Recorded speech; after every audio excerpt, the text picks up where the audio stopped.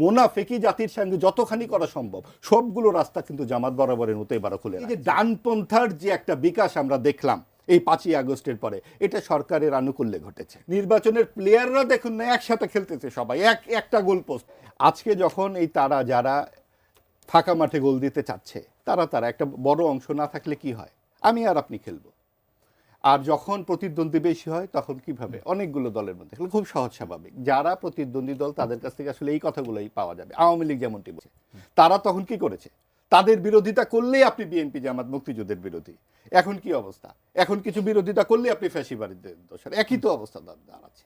আরেকটা জিনিস দেখুন, আজকে যে পরিস্থিতি হচ্ছে, গণহত্যা 2000 মানুষ 1500 মানুষের হত্যার কথা, এটা তো আমাদের চোখের সামনের ঘটনা। আমাদের চোখের সামনে 1971 ঘটেছে, এবং আমাদের চোখের সামনে যে ঘটনাটা ঘটেছে এটা আওয়ামী বয়ান বলা, আসলে আওয়ামী বয়ান বলে কিছু নাই, এটা সম্পূর্ণ বিএনপি বয়ান। কারণ যেই মুক্তিযুদ্ধের দলিলপত্র লেখা হয়েছে জিয়াউর রহমানের আমলে, এটা বঙ্গবন্ধুর আমলে লেখা হয়নি, জিয়াউর রহমানের আমলে লেখা হয়েছে, এবং সেটা সম্পাদক ছিলেন হাসান হাফিজুর রহমান, এবং তার যে 15 খণ্ড দলিল সেটাই হচ্ছে মুক্তিযুদ্ধের আকর গ্রন্থ, এবং সেটা কোনোভাবেই আওয়ামী বয়ান নয়। 70 দশক এবং 80 দশকে যত মুক্তিযুদ্ধের উপন্যাস, নাটক, কবিতা, গান লেখা হয়েছে তখন বঙ্গবন্ধু ক্ষমতায় ছিলেন না।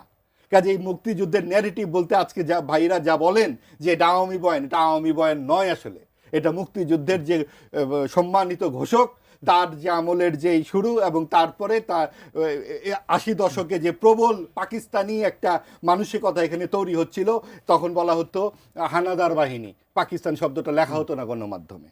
এই যে তখন মানুষের যে একটা ইমোশন এর বিরুদ্ধে, সেটার আমরা অনেক প্রকাশ দেখেছি। এখনও কিন্তু বিসিএস পরীক্ষায় আসতেছে যে প্রতিরক্ষা যুদ্ধ, মুক্তিযুদ্ধের জায়গায় এই সমস্ত প্রতিরোধ যুদ্ধ, এবং হানাদার বাহিনী আবার সেই 80 দশকের মতো উল্টো দিকে যাত্রা কিন্তু আপনি দেখছেন।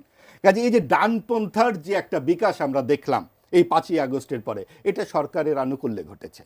এবং আপনি দেখুন যে জামাতে ইসলামী তারা 4টি ফ্রন্ট খুলেছে।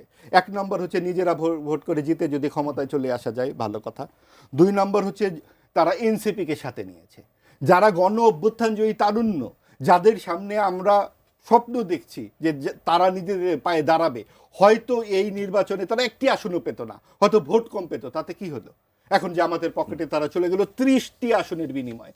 এই 30টি আসনে জামাত কিন্তু তাদের হয়ে লড়বে, আর বাকি 270টি আসনে এই গণ অভ্যুত্থানজয়ী তরুণেরা তাদের হয়ে লড়বে। আপনি দেখুন যে তারা বলছে আদর্শ নয়, সমঝোতাগত যেটা তাদের নির্বাচনের সমঝোতা, আদর্শ তারা কি বলে ভোট চাইবে যে জামাতকে ভোট দিন। আপনি দেখুন কি রকম একটা পরিস্থিতিতে দাঁড়ালো। তার মানে এই পুরো গণ অভ্যুত্থানের যে সাফল্য সেটাই জামাত কুক্ষিগত করে ফেলতে চাইলো। এই হলো 2। এবং তাদের যে 71-এর যে ভূমিকা, এটা যাতে ফিল্টার্ড হয়ে যায় এই জন্য কিন্তু তারা 24-এর তারুণ্যর ব্যাপারটাকে এত সামনে নিয়ে আসলো। 30টা আসন কিন্তু তারা ছাড়তে চাইলো। তারপরেও শেষ না, কিন্তু জামাতের পরে বৃহস্পতিবার বেগম খালেদা জিয়া মারা যাবার পর শোক জানাতে গিয়ে বিএনপি নেতৃবৃন্দের সাথে আলাপ করে এসে সংবাদ সম্মেলনে বলেছে যে বিএনপি নেতৃবৃন্দের সাথে আমাদের কথা হয়ে গেছে, নির্বাচনের পর সরকার গঠনের আগে আমরা একসাথে বসবো, একসাথে সরকার গঠন করা যায় কিনা। অর্থাৎ তারা ওই অপশনটাও খোলা রাখছে, যদি নির্বাচনে ঠিকঠাক মতো আসন না পায় তাহলে একসাথে সরকার গঠন করে জাতীয় পার্টি যা করেছিল আওয়ামী লীগের সাথে, তারা বিএনপির সাথে তাই করবে।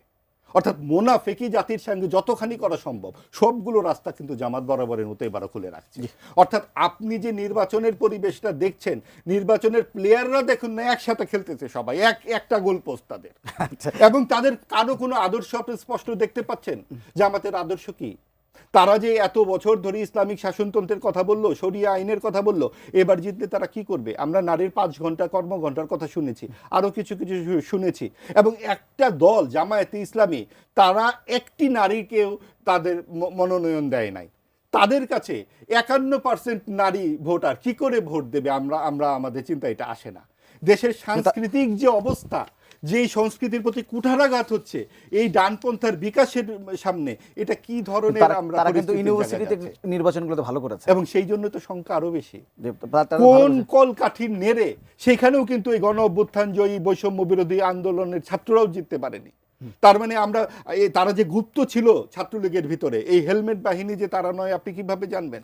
যারা গুপ্ত তারা তো যে কোনো জায়গায় থাকতে পারে, এবং তারা যে আজকে শিক্ষকদের উপরে এরকম মানে চড়াও হচ্ছে, এতে কি আপনারা বুঝতে পাচ্ছেন না যে জামাত কি চেহারায় বারবার আসছে?